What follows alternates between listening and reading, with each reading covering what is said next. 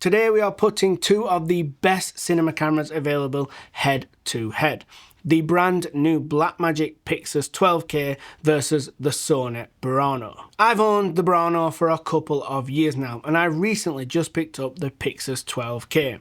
And while these cameras aren't built for the same user or even in the same price bracket, you cannot help notice the similarities in their designs once they are rigged up and ready to shoot. But here is the thing, what I expected each of these cameras to excel at wasn't what I actually found. There are some real surprises in this comparison. Starting off here with a really tricky shot of Josh being backlit by a harsh, aggressive sun. The first thing that jumps out to me is that the Blackmagic is holding onto contrast a lot better. Keep in mind here, these have identical lenses on both cameras, which in theory should remove any kind of lens disparity going on, and I still think the Blackmagic is doing a way better job of contrast and colour. Here I move both of the cameras around to the other side of Josh, placing the sky in the background of the shot, which is really testing the dynamic range of these two cameras. If you pay really close attention to the sky, it is just about clipping on the Burano, where the Blackmagic has definitely more dynamic range and it is rolling off that sky in a much better way. What I will say though is there is something appealing about the contrast right out of camera that the Sony gives you. Here we can start to compare the colour differences a little more when you are outside on a bright sunny day. In my personal opinion, I think the Blackmagic is doing a little bit of a better job. The greens and the leaves just have a bit more depth and I like the warmth that is added to them, where the Sony is leaning a little magenta maybe, and the greens are almost too green for my liking. Now this is a really important one for so many shooters, and it is 4K images right out of both cameras, and we are in a bit more of a control scenario as we've come inside and we have set up a key and a backlight. I find the colour differences here super interesting, the way both cameras have gone about using different approaches to how they think you should achieve a cinematic image. Something else you may notice here is both cameras are set to their native 800 ISO with f2.8 lenses, yet the Sony Burano comes out of camera just a little bit darker. The Sony goes for a much more cooler palette across its tones of colours here, where the Blackmagic leans much more greener and warm. I don't think any of these images are close to what my eyes seen in the actual room when capturing the images, which is really telling that both cameras are trying to play with the colours just a little bit to achieve something a little bit more cinematic. I think this one is going to be super subjective, but if I had to have a guess, I would say that most people are leaning towards the warmer skin tones on the Blackmagic. Super interested to know, so let me know below which one of these two images you think looks better. Now both of these images are in 4K resolution on a 4K timeline, and any oversampling, bringing it down to 4K, has been achieved in camera. But when we punch in, we can see that the Blackmagic has a ton more detail. I'm not 100% sure why this is, as you'd imagine that going from an 8.6K sensor down to 4K, you would still get a very sharp image. But you do get that 12K sensor with that modern technology, turning off parts of the sensor, coming down to 4K, and it does produce a really detailed 4K image. The key light is now turned off and we are going to test some low light scenarios. They are both still at their native 800 ISO, and this is what it looks like with no key light whatsoever. I then jumped up to 3200 ISO, which is the second native range on the Burano and the max ISO on the PYXIS 12K. Now this one actually surprised me. Do not get me wrong, the Burano is definitely the nicer image here, as much cleaner shadows, but considering that the Blackmagic only has one native ISO and it is maxed out to the very top of its range, I think this is much closer than I actually expected. Next, I went up to 10,000 ISO on the Sony Burano, which is its max setting in camera. To match this, I had to go into the RAW settings with the Blackmagic 12K files and bump up the ISO by one stop. Again, I do think the Burano is a cleaner image, but this is so much closer than I would have ever imagined. I thought the Sony Burano, with its dual native ISO and Sony's track record of low light shooting compared to Blackmagic's was just going to eat this 12K sensor alive. On to rolling shutter test now, and before we get started, I just wanted to mention that I did make a small mistake here between these two tests. I accidentally zoomed in a little bit too much on the Sony Burano footage.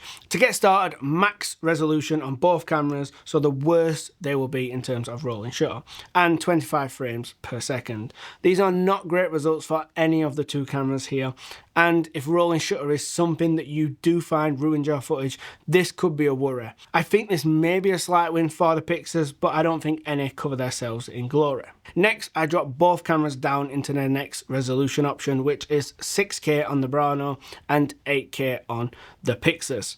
Here, I think the PYXIS just about edges it out, and around this zone is where, in my style of shooting, I have zero worries in terms of rolling shutter. It is worth noting here that the PYXIS is now at 8K, where the Sony Burano's max resolution is 8.6K, meaning if you compare these two, it does become an easy win for the PYXIS. Next, I drop down again and it goes into Ultra HD on the Burano. It is not true 4K, but is a very deliverable resolution. On the Blackmagic PYXIS, it is true 4K and you do have an open gate option, but for this I went into 16:9 to try and keep it as fair as possible. Close again, but this time maybe they have switched and it is a slight win for the Sony Burano. I actually think the Burano is really impressive in this Ultra HD mode, considering how nice and deliverable this file size is, and it's a really great image with tons of dynamic range and all the other great features. The rolling shutter here is really impressive on both cameras. Right, just before we get into some slow motion tests, some IBIS tests and recovery and latitude, which again are full of surprises, I am going to roll some more side-by-side tests from these cameras while I explain to you how to get high-end wireless capabilities on your next project without spending your entire budget. This video is sponsored by X-OCN, and their wireless ecosystem is seriously impressive. Their CineView M7 Pro is an all-in-one production monitor with a built-in wireless transmitter and receiver. That means instead of rigging together some extra bulky, overweight piece of gear, you can have all your wireless video baked right into your monitor. It delivers dual band wireless up to 350 meters with ultra low latency. And if you pair this with their new CineView Master Transmitter, you can get a full 4K 60 wireless transmission to the M7 Pro and then even output that 4K 60 to another monitor. And all this is achieved at a fraction of the price of the big legacy brands. They have even just released their V-mount adapter for the M7 range of monitors, making it even more accessible to get it into a professional workflow. So whether you are shooting narrative, commercial, personal projects, any project where you want to run a professional wireless video system, X-OCN makes it possible to get that top tier, high-end performance without burning through your entire camera budget. Check the link in the top of the description for more on the CineView M7 Pro monitors and also the CineView Master 4K. So let's find out how both of these cameras recover over and underexposed footage. This is both images underexposed by one stop and then recovered back. Both great looking images, a tiny bit more noise but totally acceptable. So this is 2 stops under and then recovered. Again, there's a little bit more noise, especially in my jumper, but both these images are fine and totally savable with a little bit of denoiser. 3 stops underexposed and recovered now, and here I think the Blackmagic is just a little bit better. If you look just under my hat, there's a little bit more blocky noise on the Burano. I'm not sure if this is visible after YouTube compression. I assume the Burano with its super clean shadows would win this test, and the Burano is by far one of the best cameras for recovering images I have personally ever used. So I think overall this is really impressive for the Blackmagic. 4 stops under now and both images look pretty crap. The Blackmagic looks a little bit more washed in terms of colours and both of the images have major green shifts in their shadows. For me here, both cameras have gone past the point of usable images. Onto overexposure, and we have gone +1 and recovered, and these both look amazing, possibly better than exposing to 0. Overexposed by 2 stops now, and they both still look great and they're usable to me, but it is starting to look a little bit hot on the brighter side of my face. And for the sake of time, here is 3 stops and here is 4 stops, and both cameras did totally incredible here as they're both really good looking images. For reference, just take a look at what a 4 stops overexposed image looks like here, and then just by pulling down the exposure fader in the RAW settings, both these images was totally savable. Overall, I think these are 2 of the best sensors and cameras when it comes to recovery and latitude. Normally, when I compare the Burano in these type of tests to a sub 10K camera, it totally dominates. So it's really cool to finally see a sub 10K camera come along that gives it a run for its money. A few IBIS tests here now, and by IBIS tests I mean the Blackmagic has no IBIS whatsoever. So just comparing what the difference is between the IBIS in the Burano versus no IBIS in the PYXIS. Here I held both cameras just above the water level to try and keep them as still as I can. And honestly, I thought there would be a bigger difference. I thought in this sort of awkward shot leaning over, the Burano would have a much steadier image, but it's quite even and you really have to pay attention to see that maybe the Burano is just a little bit better. Here I mounted both cameras on my shoulder and did a tracking shot following Josh, and to be honest, again, I thought there was going to be a much bigger difference here.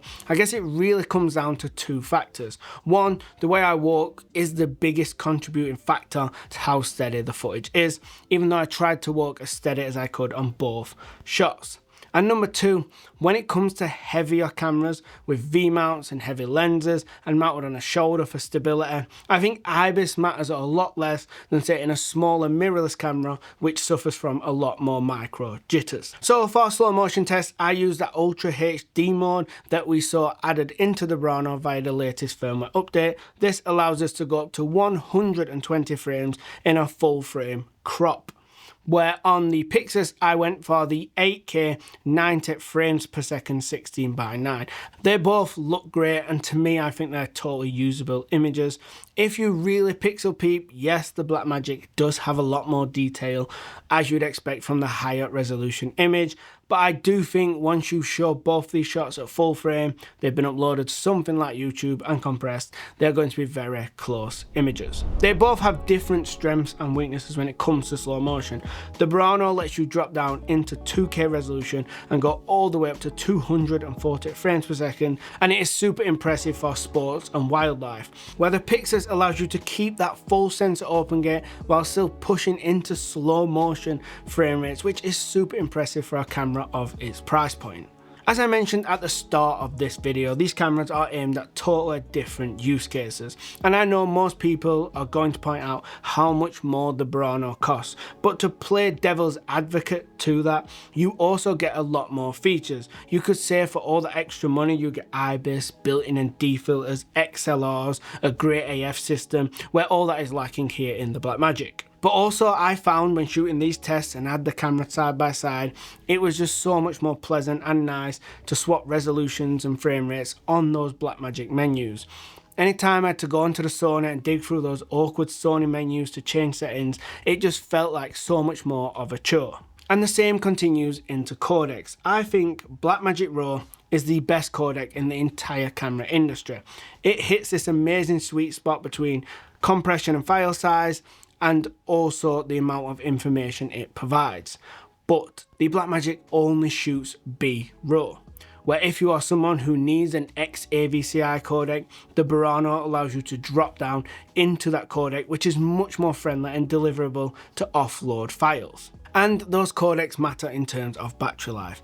I find in max resolution, when capturing raw codecs in both cameras, they drain for a V-mount in roughly the same amount of time. But when you turn that Sony Burano into one of those XAVC modes, it almost doubles the battery life, if not more. I think the people who want to buy either of these 2 cameras already know which camera is right and made for their use case, so it's pretty pointless going too deep into that. They are both extremely fantastic cameras, and I could see myself picking up different ones for different cases, even if I had both available. The real star of the show here though is definitely that 12K sensor inside of the PYXIS 12K. And if you want to see more footage from that camera, watch this video here.